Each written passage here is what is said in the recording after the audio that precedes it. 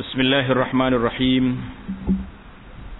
Alhamdulillahi rabbil alamin, wassalatu wassalamu ala rasulil amin, sayyidina wa nabiyyina Muhammad ibn Abdullah wa ala alihi wa sahbihi wa man walah, amma ba'du.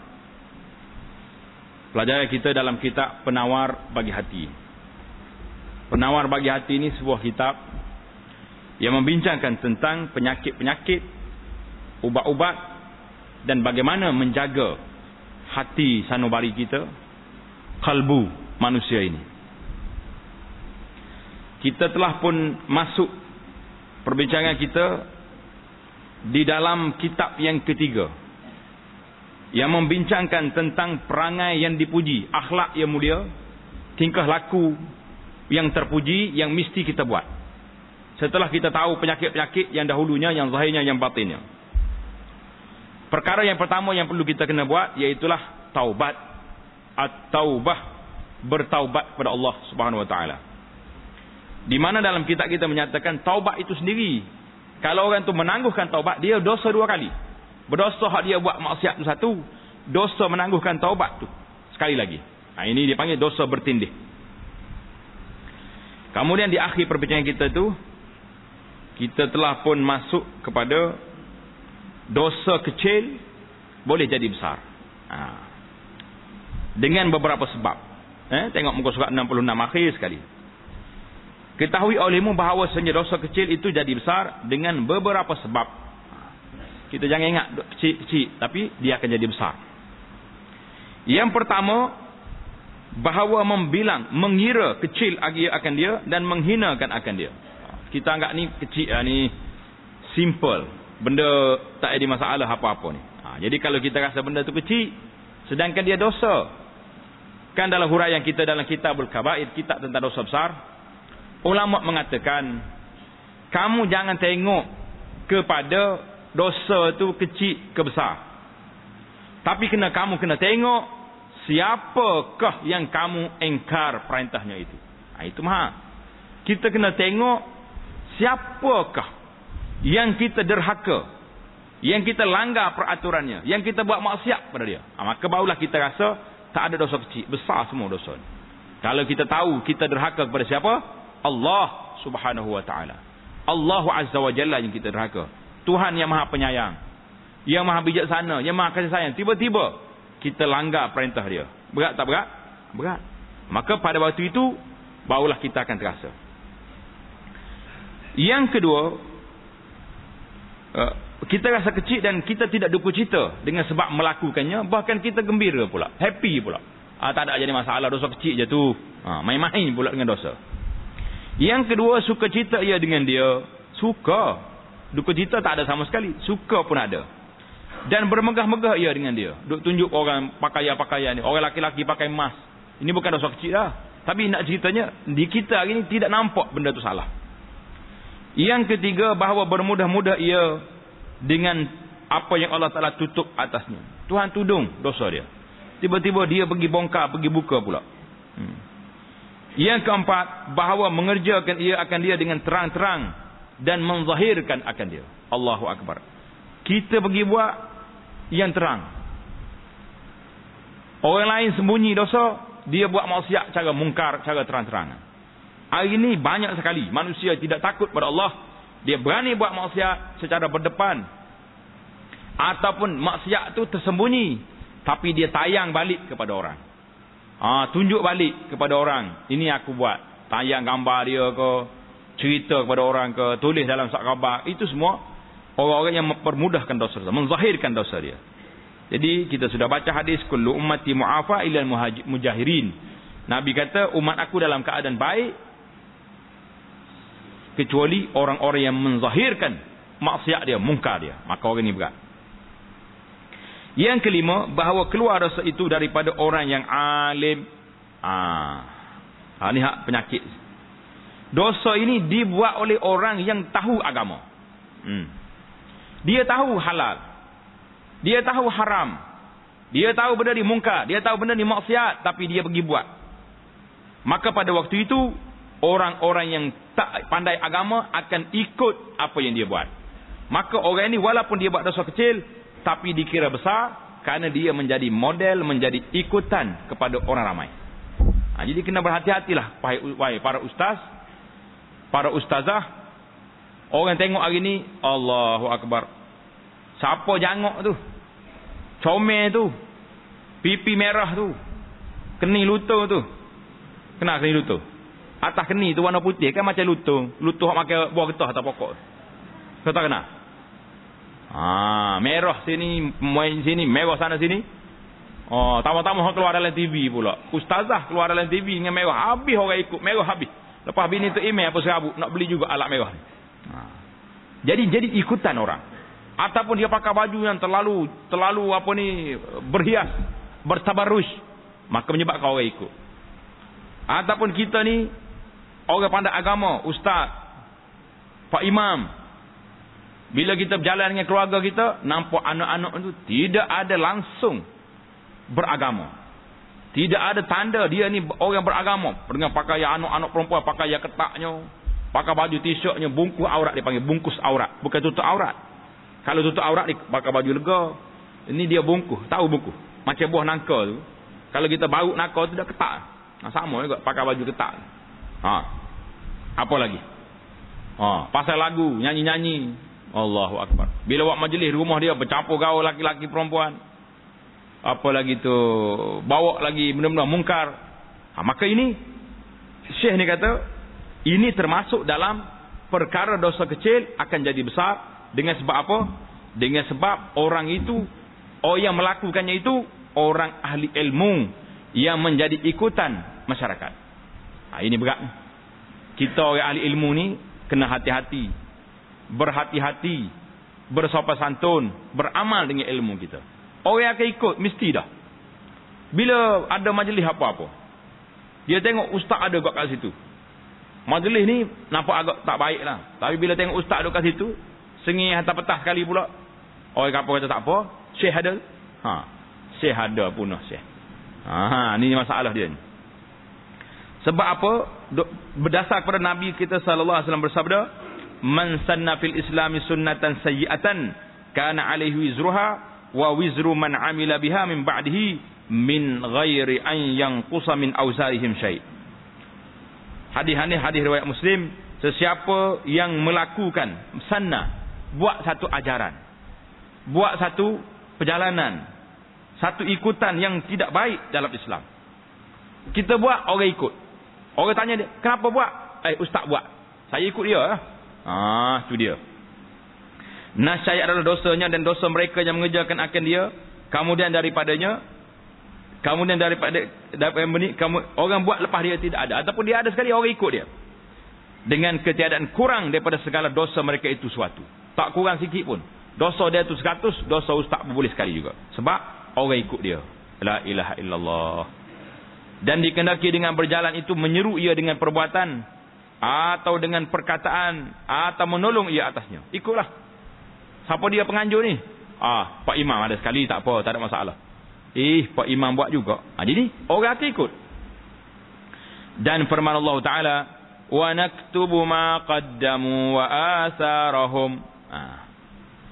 Menulis oleh kami akan apa yang kamu dahulukan, apa yang mendahulukan oleh mereka itu daripada segala amal kebaikan dan kejahatan dan segala kesan-kesan peninggalan mereka. Jadi itu dipanggil, kita kena ingat 5 perkara. Dosa kecil boleh jadi besar dengan sebab ni. Bukan semua berhimpun semua, salah satu daripadanya pun sudah dikira. Baiklah. Kata Syekh, tatkala adalah yang membangkitkan atas taubat itu, nak suruh orang bertaubat itu apa sebabnya? Takut akan Allah Ta'ala yang keluar ia daripada pengenalan. Nascaya memperiringkan hamba, saya akan menyatakan bab yang kedua ni, takut akan Allah. Bila takut, kita bertaubat. Maka kaitan dia. Maka kita masuk pada perbincangan kita pada kali ini. Bab yang kedua pada menyatakan khauf. Bab yang kedua pada menyatakan khaufun. Apa dia khauf itu? Artinya takut akan Allah. Kita hari ini kita takut pada siapa? Kepada Allah takut. Tak berapa takut. Takut sikit je. Tapi kalau kata ada hantu, pergi ke tak pergi? Lari selalu. Ada hantu. Tengah naik kereta, orang kata jangan pergi, ada polis ke depan. Berani? Tak berani. Tapi kalau tengah buat maksiat, orang kata, apa buat benda ni? Tuhan tengok tu. Berhenti tak berhenti? Tak berapa nak berhenti. Ini menunjukkan tak takut dengan Tuhan, kita takut ke hantu. Berat. Baiklah. Ketahui olehmu bahawasanya takut itu pedih hati dan sakit ia dengan sebab yang dibenci pada masa yang akan datang. Jadi takut-takut tu hati kita yang gementar, cemas pada satu-satu benda, itu takut. Dan terkadang adalah takut itu kerana dosa. Sebab kita buat salah, kita rasa takut. Dan terkadang ada ia kerana mengenal sifat Allah. Allahu Akbar. Kalau kita boleh naik taraf ni, maqam takut pada Allah Ta'ala dengan sebab kita kenal sifat Allah, maka sudah cukuplah. Ini martabat wali yang sudah tinggi kita ni. Kita belajar sifat Allah, baca. Orang Malaysia ni, dia belajar sifat Allah daripada kecil lagi. Sudah diajar sifat 20. Betul tak? Bahkan setengah ustaz kita ni, kalau tak kenal sifat 20 ni, dianggap orang itu tidak sempurna iman dia. Hafalah wujud, idam, baqa. Di antara lagi sifat Allah Ta'ala sami'an, basiran, lagi mutakalliman, aliman. Kalau ambil sifat ni sama, Allah Ta'ala mendengar. Boleh lagi kita cakap nak mengumpat orang? Boleh? Tuhan dengar. Stop. Nak buat benda mungkar, Allah Ta'ala basir, melihat. Boleh buat? Tak boleh buat. Semua sifat-sifat ini mengawal kita, menyebabkan kita takut melalui sifat-sifat Allah Ta'ala. Tapi kalau kita diajar supaya hitung je sifat, daripada budak sampai tua, buih mulut-mulut duk bila ke sifat, tapi tidak menghayati erti sifat Allah Ta'ala itu, maka pada waktu itu jauhnya kita dengan Allah. Dan yang kedua, ini lebih sempurna daripada yang pertama. Maknanya kenal Allah Ta'ala melalui sifat-sifatnya yang maha sempurna itu lebih mendalam daripada kita takut dengan sebab kita ada dosa. Sebab apa? Orang yang ada dosa ni orang seperti kita. Tapi kalau orang sudah warak, sudah bertaraf wali, sudah apa ni, mempunyai makam yang tinggi, para alim ulama yang takut pada Allah Ta'ala, dia tak ada dosa dah. Tapi dia takut juga pada Allah Ta'ala dengan sebab apa? Dengan sebab dia mengenal sifat Allah Ta'ala yang maha sempurna itu. Ini maha ni. Kerana bahawasanya orang yang mengenal akan Allah Ta'ala tak dapat tiada, mesti takut ia akan dia. Sebab apa kita takut ke polis? Sebab apa? Sebab kita tahu dia ada surat saman. Betul tak? Dia ada gari boleh tangkap. Takutlah orangnya. Kalau dia tak ada surat, dia duduk situ, tak ada apa-apa. Jadi manusia ni kenapa dia takut Allah Ta'ala bila dia kenal sifat Allah?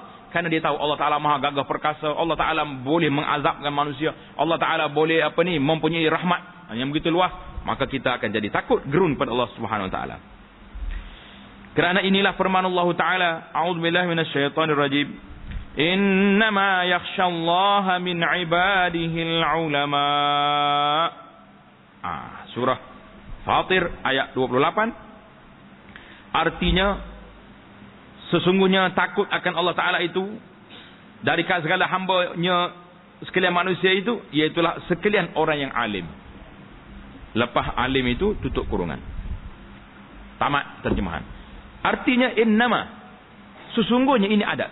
Sesungguhnya orang yang takut pada Allah Ta'ala itu siapa? Ulama, orang yang alim, yang ada ilmu, yang berkat, yang beramal dengan ilmunya. Tapi hari ini orang alim, orang ada, bukan semesti orang alim. Kita nampak dia ni orang alim ni sebab ada CJ banyak, ada pangkat, tak semesti. Orang alim ini kata ulama, orang yang takut kepada Allah Subhanahu Wa Ta'ala. Tapi lagi besar pangkat dia, lagi teruk dia dengan Allah, maka itu bukan ulama. Orang ada ilmu, orang ada sijil, orang ada pangkat, kita kata macam tu. Ini wal'iyazubillah yang ni kita bimbang. Dan bahawasanya takut itu mengikut pengenalan. Sesiapa yang banyak pengenalannya, nescaya banyak takutnya. Banyak mana kita kenal Allah, setakat itulah kita akan takut kepada Allah Subhanahu Wa Ta'ala. Dan siapa sedikit pengetahuannya, nescaya sedikitlah takutnya. Kerana inilah sabda Nabi sallallahu alaihi wasallam, ana akhwafukum lillahi ta'ala. Itu lafaz yang ditulis dalam kitab ni, tetapi dalam Al-Bukhari, dalam hadis Bukhari, Nabi sallallahu alaihi wasallam kata, wallahi inni la akhsyakum lillah wa atqakum lah. Inni wallahi la akhsyakum billah wa atqakum lahu. Bahawasanya demi Allah, aku ni orang yang paling takut pada Allah Ta'ala dan orang yang paling bertakwa pada Allah. Jadi dia kata apa sini? Aku lebih takut akan Allah Ta'ala daripada kamu. Jadi ceritanya panjang. Bila 3 orang pemuda mari jumpa dengan isteri Nabi. 3 orang pemuda ni semangat. Dia mari jumpa isteri Rasulullah sallallahu alaihi wasallam. Dia tanya, ya Ummul Mukminin, boleh tak cerita kepada kami bagaimana dengan Rasulullah sallallahu alaihi wasallam? Bila dia dengar cerita Nabi kita salat, Nabi kita puasa, Nabi kita berzikir, Nabi kita ni, maka salah seorang daripada 3 orang ni kata apa? Dia kata, ya Rasulullah ni diampunkan segala dosa dia. Tak ada dosa dia. Kuat lagi dia beribadat. Fa amma ana fa inni usalli laila abada. Saya tak akan tidur, aku nak sembahyang malam-malam. Yang kedua pula kata, ana asumud dahr. Aku nak puasa sepanjang masa, tak nak buka-buka. Tiap-tiap hari puasa. Yang seorang lagi kata, ana a'tazilun nisa fala atazawwaju abada. Saya nak jauhkan diri daripada perempuan, saya tak nak kahwin sampai bila-bila. Nampak? Hulu tak hulu 3 orang ni? Terlalu sangat. Siapa tak nak kahwin, siapa tak nak tidur, siapa tak nak makan. Maka Nabi sallallahu alaihi wasallam bila dia dengar, Nabi kata, antumul ladzina qultum wa kaza wa kaza. Kamu yang kata sekian-sekian.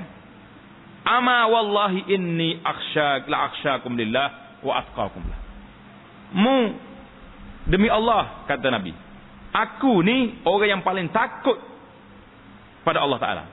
Orang yang paling bertakwa kepada Allah Ta'ala. Aku puasa, aku berbuka. Aku tidur, aku bangun, jaga. Dan aku juga berkahwin dengan perempuan, dengan isteri aku.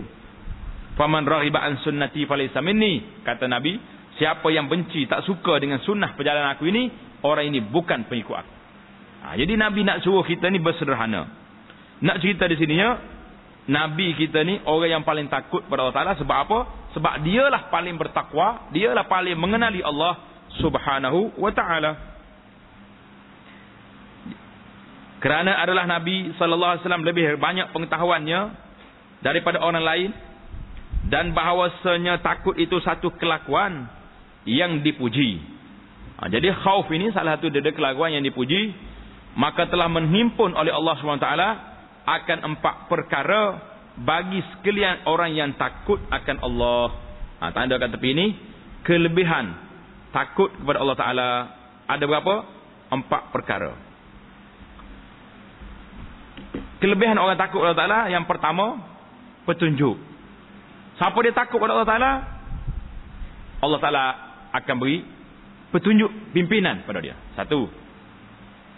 Yang kedua, rahmah. Allah Ta'ala beri rahmat kepada dia. Yang ketiga, pengetahuan. Allah Ta'ala akan bagi ilmu yang berkat, yang bermanfaat. Yang keempat, redha daripadanya oleh Allah. Mana dalilnya? Firman Allah Ta'ala, hudan wa rahmatul lilladzina hum lirabbihim yarhabun. Tengok nombor 1, Suratul A'raf ayat 158. Artinya petunjuk dan rahmat bagi sekalian mereka yang takut akan Tuhan mereka itu. Jadi Allah Ta'ala akan beri rahmat, beri petunjuk dia kepada siapa? Kepada orang yang takut mereka itu akan Tuhan. Selepas mereka itu, tutup kurungan. Tamat terjemahan ayat. Dan firman Allah Ta'ala lagi yang kita baca dah tadi, innama yakhshallaha min ibadihil ulama. Waktu baca ayat ni ingat betul-betul. Baris ha, innama yakhshallah ha. Mesti baca baris atas. Kalau baca baris bawah, berat kita. Min ibadihi al-ulama'u. Baris depan. Jangan tukar. Yang takut akan Allah Ta'ala itu ulama. Tapi kalau kita tukar baris atas, di baris depan, innama yakhshallahu, yang takutlah, sesungguhnya takutlah oleh Allah Ta'ala akan ulama. Siapa takut? Tuhan takut kat ulama. Ini punah bacaan lagu ni. Di antara bacaan, lahan yang haram. Mana kesalahan-kesalahan yang boleh bawa pada dosa. Kerana dia boleh mengubah makna yang terlalu jauh. Yang telah terdahulu itu, telah kita baca huraiannya. Dan firman Allah Ta'ala lagi, radiyallahu anhum wa radu an, dzalika liman khasyiya rabbah. Surah Al-Bayyinah ayat 8. Artinya telah redha Allah Ta'ala daripada mereka itu, dan redha mereka itu daripadanya. Siapa dia? Orang redha-redha ni. Yang demikian itu bagi mereka yang takut akan Tuhannya. Tutup kurungan kat situ. Allah Ta'ala redha, Allah Ta'ala suka, Allah Ta'ala beri hidayah, beri pimpinan, beri rahmat pada siapa? Kepada orang yang takut pada Allah. Habislah kita. Itu kelebihan takut, 4 perkara. Kita berpindah pula kepada bagaimana mencapai darjah khauf, takut. Bagaimana nak mencapai darjat al-khauf.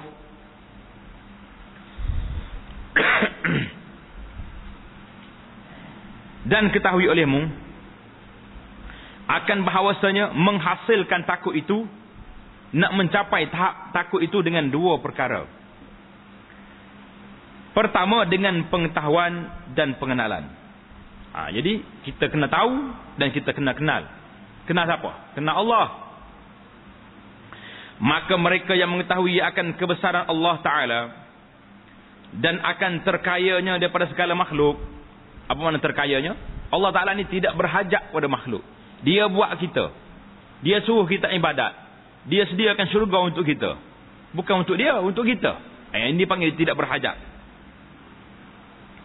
Dan akan bahawasanya menjadikan ia akan syurga dan api neraka, dan akan penduduk bagi keduanya, dan tiada mengetahui ia akan bahawasanya adakah ia penduduk syurga atau penduduk api neraka. Jadi bila kita tahu Tuhan buat 2 benda, satu dia buat syurga, satu dia buat neraka. Yang kitanya tak tahu kita ni nak duduk di mana, syurga atau neraka, wal-iyazubillah. Maka tak dapat tiada tu bahasa sekarang dipanggil maka mesti. Dengan takut ia akan Allah Ta'ala. Sebab apa? Sebab kita bimbang. Mungkin kita tidak dapat masuk syurga. Bila tak masuk syurga akan pergi ke neraka. Maka kita hari ni bila kita rasa takut, awal-awal lagi kita mencari sebab-sebab. Kita mencari jalan bagaimana nak menyelamatkan diri kita daripada bala bencana yang akan menimpa bagi orang-orang yang derhaka kepada Allah Subhanahu wa Ta'ala. Itu yang pertama. Dan yang kedua, yang pertama nak capai takut dengan ilmu, dengan pengetahuan dan pengenalan. Cara yang kedua, dengan memandang kepada sekalian mereka yang takut dan menilik akan kelakuan mereka itu dan mendengar akan perkhabaran mereka itu. Ini dia panggil kepimpinan melalui tauladan. Kita tengok kedudukan orang-orang yang saleh, orang-orang yang warak, orang-orang yang dekat dengan Allah Ta'ala, apa dia cara hidup mereka. Maka kita tiru. Bandingannya seperti kanak-kanak, tiada takut ia akan ular. Kanak-kanak ni kalau bagi ular dia pergi pegang. Dia kata apa ni? Lari dia hambat ular. Ular lari ke dia. Kerana tiada mengetahui ia akan bahawasanya ular itu boleh menyebabkan kebinasaan. Dia ada racun. Bersalahan bapa budak itu, ayah budaknya takut kepada ular. Kenapa? Kerana mereka kenal dan mengetahui ia akan mudarat dengan sebab dipatuk oleh ular. Tetapi apabila melihat kanak-kanak itu akan ayahnya takut akan ular dan lari daripadanya dan gementar badannya kerana melihat ular itu, nascaya mengikut akan ayahnya pada ketakutan dan merasa ia dalam hatinya akan takut, sekalipun tiada ia mengetahui akan sifat ular. Ular ni satu benda yang realiti lah. Orang takut. Nah, yang kita rasa pelik sikitnya, anak-anak kita ni takut. Takut ke apa? Takut ke hantu. Sebab apa? Sebab abang dia takut. Pasal apa abang dia takut? Mak dia ajar. Mungkin lah. Ada hantu depan tu. Tak lagi. Abang pun ajar adik pula. Gila, ada hantu. Jadi adik je pun. Habis pakat takut ke hantu belakang. Jadi sepatutnya kita tak ajar benda-benda karut gini. Kita kena ajar takutkan Allah Subhanahu Wa Taala dengan sifat-sifatnya, dengan nama-nama yang indah, sifat-sifatnya yang sangat mulia, kita tanamkan dalam diri kita. Tanam ke pasak dan diri anak-anak, biar mereka rasa takut dan gerun kepada Allah Subhanahu Wa Taala. Pada waktu itu kita akan ada kunci, akan terhenti daripada melakukan benda-benda yang mungkar dan benda-benda yang maksiat. Dan ketahui olehmu bahawasanya takut itu seperti cemeti. Apa dia cemeti? Tongkat. Cemeti makna tongkat yang menghalau ia akan hamba kepada tuah akhirat. Jadi seorang manusia lah hamba tu kepada kebahagiaan akhirat. Takut itu macam tongkat. Tetapi tiada segia bahawa berlebih-lebihan ia hingga membawa kepada putus asa daripada rahmat Allah. Jangan pula siapa takut ni tak tahu buat apa. Kenapa ni kuruh ke ini? Takut dengan Tuhan. Kenapa tak makan? Takut dengan Tuhan. Kenapa tak salat? Takut Tuhan tak terima. Ini dia panggil melampau dalam takut. Dia akhir sekali dia mati begitu ya. Mati dengan takut. Tak beramal juga dia. Ini bahaya. Dan dia putus harap daripada putus asa daripada rahmat Allah Taala. Ini pun bahaya. Kerana yang demikian itu dicela. Bahkan apabila bersangatan takutnya, hendaklah mencampur ia akan dia dengan harapan, dengan raja akan rahmat Allah Ta'ala. Harapan tu dengan makna raja, tulis itu. Jadi bila kita takut, kita kena pasang satu lagi sifat, iaitulah mengharapkan rahmat Allah Ta'ala. Jadi macam bila kita selesai buat ibadat, puasa sebulan, pergi mengerjakan haji, habis duit banyak, penat lagi tubuh, berjalan melontar sampai 7 km jalan, pergi balik melontar, orang ramai lagi, letih. Sudah buat haji, kerana terlalu takut Allah Ta'ala, kita anggap Tuhan yang tak terima pula kita. Tak boleh. Akhir sekali jadi was-was. Saya lepas haji ni terima satu pengaduan daripada seorang makcik. Hari-hari dia telefon, dia teriak. Dia kata, Ustaz, Tuhan terima ke haji saya pergi Mekah pun? Kata mana saya tahu, saya bukan ada file terima tak terima. Bukan macam dia pejabat in out punya file tu ada. Habis macam mana saya nak buat? Kamu raja mengharapkan rahmat Allah Ta'ala. Kita dah buat yang terbaik yang kita boleh buat. Kita tidak ada pelanggaran yang kita buat. Maka kita serah pada Allah Ta'ala, kita harap Allah Ta'ala terima. Doa banyak-banyak, ya Rabbi Rabbana taqabbal minna innaka antas sami. Kalau tidak, rusak ni. Dia lari daripada tajuk orang yang akan binasa. Dan segianya bahawa lebih kuat takut daripada harap selama ada ia mengerjakan dosa. Kalau orang banyak maksiat, dia kena letak ketakutan Allah Ta'ala lebih daripada harapan. Satu. Adapun orang yang taat, yang tidak melakukan maksiat, maka sepatutnya sayugianya sama banyak oleh takutnya dan harapnya. Khauf dengan rajak ni, kalau orang biasa ni, biar sama banyak. Kita takut, maka kita buat ibadat. Lepas buat ibadat, kita mengharapkan rahmat Allah Ta'ala. Itu yang panggil khauf dengan rajak, sama-sama. Seperti Sayyidina Umar Ibn Al-Khattab radhiyallahu ta'ala anhu berkata ia, jika diseru, ada orang yang membuat seruan, hendaklah masuk syurga sekalian makhluk, kecuali seorang laki-laki. Kata Umar, nasaya aku takut bahawa adalah aku orang laki-laki itu. Allahu Akbar. Umar letak kebimbangan dalam diri dia. Siapa Umar? Nabi kata Umar ni kalau dia berjalan sebelah kanan, syaitan lari belah kiri. Tapi dia masih lagi letak perasaan takut pada Allah Ta'ala. Aku bimbang. Kalau seorang dari malaikat kata seorang yang tak boleh masuk syurga orang ni, akulah orang tu. Kalau kita ni tak, badi nak tunjuk orang. Kalau ada orang kata semua dalam masjid ni masuk syurga belaka, kecuali seorang, habis dia tunjuk amu. Dia tak ngakulah dia. Tunjuk orang lalu. Tapi kalau kata orang dalam masjid ni ada seorang yang paling kuat sekali, yang paling khusyuk, mesti dah dia bangga saya. Betul tak? Ini sikap kita. Orang yang warak, orang yang saleh, dia takut. Tapi orang yang mengarut ni dia tak takut. Dia yang paling sempurna, orang lain tak betul. Ini cara. Dan jika diseru, dipanggil, hendaklah masuk api neraka oleh sekalian makhluk kecuali seorang laki-laki. Nescaya aku rasa orang itu adalah aku. Dia tuduh dia supaya dia rasa dia ni tidak sempurna. Itu cara. Tapi kalau kita dah tunjuk orang dia aku okey dah. Dan adapun apabila hampir dia akan mati, ini cara. Itu orang yang banyak maksiat, maka kita kena letak janib al-khauf, sudut pihak takut tu kuat. Kalau orang biasa, letak sama-sama. Takut ada, harap ada. Kategori yang ketiga, adapun apabila seorang itu hampir nak mati. Tanda, ini kumpulan yang ketiga. Baru boleh hurai, betul. Maka bermula harap itu dan baik sangka dengan Tuhannya lebih utama. Orang dekat nak mati, jangan pergi. Duduk bisik ke dia.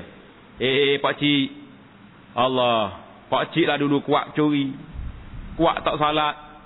Kuat tu, kuat ni. Nak mati dah tu. Mati selalu orang tu. Orang yang dalam keadaan ni, kita kena beri harapan tinggi. Kita kena kata la ilaha illallah. Allah Ta'ala maha pengampun. Allah Ta'ala maha penyayang. Allah Ta'ala maha pemurah. Harap rahmat Allah Ta'ala. Jadi pada waktu tu, dia kena harap je rahmat. Sebab kalau kita penakutkan dia nak buat ibadat boleh lagi? Tak boleh dah. Jadi kita kena letak manusia ni, mengikut tahap dia. Orang dekat nak mati, lebihkan sudut raja, pengharapan kepada rahmat Allah Ta'ala lebih tinggi. Dengan Tuhannya lebih bermula harap dan saat sangat dengan Tuhannya lebih utama. Kerana itulah sabda Nabi SAW. Nabi kita kata apa? La yamutanna ahadun minkum illa wa huwa yuhsinu dhanna billahi ta'ala. Jadi beza sikit. La yamutanna ahadukum. Dalam kitab kita, la yamutunna ahadum minkum illa wa huwa yuhsinu dhanna billahi ta'ala. Rawahu al-Imam Ahmad daripada Jabir bin Abdullah al-Ansari radhiyallahu ta'ala anhu. Artinya, jangan mati seorang kamu pada satu kelakuan daripada segala kelakuan, melainkan pada kelakuan membaik sangka ia dengan Allah Ta'ala. Yuhsinu dhanna bil. Baik sangka. Allah Ta'ala maha pengampun. Aku dah buat yang terbaik dalam hidup aku. Aku dah mengucap. Aku dah masuk Islam. Allah Ta'ala akan ampunkan dosa aku. Pada waktu itu, hendaklah kita baik sangka bahawa Tuhan telah mengampunkan dosa kita. Tuhan terima kita sebagai hamba-Nya yang mukmin. Letak situ. Tutup. Selepas baik sangka Allah Ta'ala, tutup kurungan kat situ. Dan bahawa harap ia akan rahmat dan maaf akan Allah, keampunan Allah Ta'ala. Mana orang dekat nak mati, ini jadi dia ada. Mengharapkan rahmat, mengharapkan kemaafan, keampunan Allah. Kerana pada ketika hampir mati itu, tiada faedah dengan takut. Dia panggil, orang ni dekat nak mati, kalau dia takut pun, kalau dia taubat pun, sudah tidak diterima lagi. Pintu taubat dia sudah tertutup dengan sebab waktu itu bukan waktu lagi bertaubat. Dan bahawasanya harap ataupun rajak itu menyalahi ia, berbeza dia dengan cita-cita. Tanda ni. Beza di antara harap dengan cita-cita. Harap dengan mana rajak, dengan cita-cita, angan-angan. Dengan bahawasanya harap itu bergantung hati dengan gemari, dengan kehendak. Gemari maknanya dengan perasaan suka. Rajak mana hati kita bergantung dengan kita suka pada benda itu, pada hasilnya yang akan datang, pada masa yang akan datang, serta berusaha ia pada sebab bagi hasilnya. Harapan, orang ni ada harapan, cita-cita, dengan dia akan dapat kesan daripada duka cita, daripada cita-cita itu dimaksud. Dan dia buat kerja. Seperti mereka yang menajak ia akan sawah, dan menanam ia padanya akan padi, maka harap ia akan mendapat padi pada ketika waktu mengetam. Betul tak? Waktu menuai. Orang tanam padi, harapannya dia akan dapat menuai padi. Dan bahawasanya cita-cita itu, angan-angan itu, bergantung hati dengan yang tersebut, dengan tiada berusaha untuk menghasilkannya, yang perkara yang disukai, yang digemari itu, Seperti mereka yang mencita-cita ia akan mendapat padi dengan tiada menanam padi. Dia kata ni kebun sawah saya luah ni, dia tak tanam pokok padi. Boleh padi tak? Tak boleh padi. Atau mencita-cita ia akan mendapat anak dengan tiada berkahwin. La ilaha illallah. Dia tak mau kahwin, tapi dia kata insya-Allah saya tak lama lagi dapat anak. Anak berapa? Anak angkat. Anak angkat boleh. Ini perbandingan. Sama juga dengan orang yang nak sangat rahmat Allah Ta'ala, tapi tak pernah buat ibadat. Aku ni serah Tuhan lah. Serah macam mana? Allah Ta'ala kan maha pengampun, maha penyayang. Aku tak semaya pun, dia nak ampun aku, jadilah. Ini dia panggil seperti orang yang beragak tak menanam padi. Nak makan nasi, tak masak nasi. Tunggu ya berah mari sapa dekat mulut dia, buka mulut. Berah tu berjujuk masuk dalam mulut. Ada gitu. Ini dia. Kerana perbezaan yang tersebut, firman Allah Ta'ala, Innal ladzina amanu wal ladzina hajaru wa jahadu fi sabilillah ulaika yarjuna rahmatallah wallahu ghafurur rahim. Surah Al-Baqarah ayat 218. Artinya bahawasanya mereka yang beriman dan mereka yang berhijrah, berpindah dari negeri kufur kepada negeri iman. Kalau zaman tu berpindah dari Mekah ke Madinah, dan bersungguh-sungguh mereka itu pada meninggikan agama Allah, berjihad untuk menegakkan agama Allah Ta'ala. Bermula mereka itu harap, yarjuna, mengharapkan rahmat Allah Ta'ala. Dan Allah Ta'ala amat pengampun, lagi amat kasih sayang. Ini dia menunjukkan bahawa orang yang beriman, berhijrah, berjihad, inilah orang yang harap. Tapi kalau hijrah pun tidak, berjihad pun tidak, buat amal yang tidak banyak, duduk mengarap saja, bukan harapan, itu angan-angan nama dia. Tutup. Lepas kata kasih sayang, tutup kurungan. Setakat itu terjemahan ayat. Dan bahawasanya faedah bagi harap itu, bagi rajak itu, faedah bagi harap itu gemar. Apa makna gemar? Suka menuntut ia akan yang diharapkannya. Orang yang harap satu benda, dia akan cari jalan nak sampai pada cita-cita harapan dia. Betul tak? Kita cita-cita nak menjadi orang pandai, kita akan belajar bersungguh-sungguh siang dan malam supaya kita jadi orang pandai. Dan faedah bagi takut itu, bagi takut, orang yang takut kepada Allah Ta'ala, faedah dia apa? Dia akan lari daripada yang ditakutkan itu. Kita takut ke neraka, kita akan lari daripada sebab-sebab yang boleh bawa kita ke neraka. Wal'iyazubillah. Dan barang siapa harap ia akan sesuatu, nascaya menuntut ia akan dia. Dan sesiapa takut akan sesuatu, nascaya lari ia daripadanya. Betul tak? Memang kita akan lari. Dan sekurang-kurangnya pangkat takut itu barang yang menyebabkan ia akan meninggalkan dosa dan akan berpaling ia daripada dunia. Ini okey dah ni. Di zaman kita hari ni, macam mana tahu kita takut Allah Ta'ala? Nak suruh menggeletar, nak suruh kuning rupa dah. Cukuplah kalau kita boleh meninggalkan daripada melakukan dosa dan maksiat, kekal beribadat Allah Ta'ala, melakukan salat 5 waktu berjamaah, duduk dalam majlis ilmu, majlis zikir, bantu orang, tinggal maksiat kecil ke besar ke, tinggal belakang, maka orang ini pun sudah dikira orang sudah mencapai tahap takut pada Allah Subhanahu Wa Ta'ala. Dan siapa yang tidak menyebabkan akan demikian itu, Allahu Akbar, kita takut tapi tak ada apa-apa kesan, maka ia perkhabaran hati, khawatir, lintasan hati, bukan takut. Allahu Akbar. Siapa dia perasa dari hati dia takut tapi tak ada kesan apa-apa.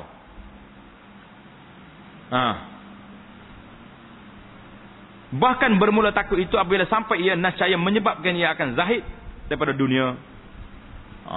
Ni dia panggil natijah, kesan ataupun solusi daripada sifat takut itu yang menyebabkan kita akan meninggalkan benda-benda yang mungkar, benda maksiat, benda yang dilarang, maka pada waktu itu kita akan bertukar pada darjat yang ketiga. Apa darjat dia? Darjat zahid. Nak pergi kita pada darjat yang ketiga. Nasa yang menyebabkan dia akan zahid daripada dunia. Apa makna zahid? Huraiannya akan kita sambung dalam perbincangan kita akan datang. Tapi cara ringkasnya, meninggalkan pergantungan hati kita dengan dunia. Dunia mari, ambil. Dia tak mari, tak kejar. Itu dia. Maka sekarang saya akan sebutkan tentang zahid dan maknanya. Wallahu ta'ala alam. Itu dalam perbincangan akan datang. Kita nampak tepat sekali apa yang dikata dalam kitab kita ni, syekh kita ni rahimahullahu ta'ala, apa yang dia kata tepat. Hari ni berapa ramai kita tengok, bila orang pergi, dia panggil camp motivasi ke apa benda basi lagi ni, dia bila dalam camp ni, dia akan menangis. Satu malam boleh menangis, bekak mata-mata. Sekolah-kononnya insaf. Sebab dia tengok tayangan-tayangan, bunyi-bunyian, suara-suara, gema-gema suara ni, dia menyebabkan hati dia rasa takut. Tengok, macam ni kau gambaran neraka, macam ni apa macam ni. Balik-balik besok, perempuan hak pergi tak tutup aurat juga. Tidak ada kesan. Dia lebih kepada angan-angan khawatir qalbiyah, cita-cita dalam hati, angan-angan dalam hati, bukan betul-betul takut kepada Allah Subhanahu Wa Taala. Yang tak semayang juga. Itu dia panggil tidak ada kesan. Yang kita nak takut ini, iaitulah apabila kita rasa takut dengan Allah Taala, pada waktu itu kesannya mari pada anggota. Yang tak salat, kekal dengan salat. Yang dah salat, berjemaah pula dia. Dulunya duduk dalam makan duit riba, tinggalkan riba. Dulu suka main rasuah, tak ada rasuah lagi. Perempuan dulu tak tutup aurat, hari ni tutup aurat. Barulah dapat kesan. Tapi kalau setakat pergi menangis, bayar mahal-mahal menangis, lepas tu balik tidur, sama juga dengan tak pergi, maka itu tidak ada kesan. Dari sudut agama, mungkin dari sudut motivasinya ada kesan. Tapi dari sudut khasyatullah, tidak memberi makna kepada mereka. Wallahu ta'ala alam. InsyaAllah kita akan sambung perbincangan kita yang ketiga pada menyatakan zahid. Subhanakallahumma bihamdika asyhadu an la ilaha illa anta astaghfiruka wa atubu ilaik. Wa sallallahu ala nabiyyina Muhammad wa ala alihi wa sahbihi ajma'in walhamdulillahi rabbil alamin.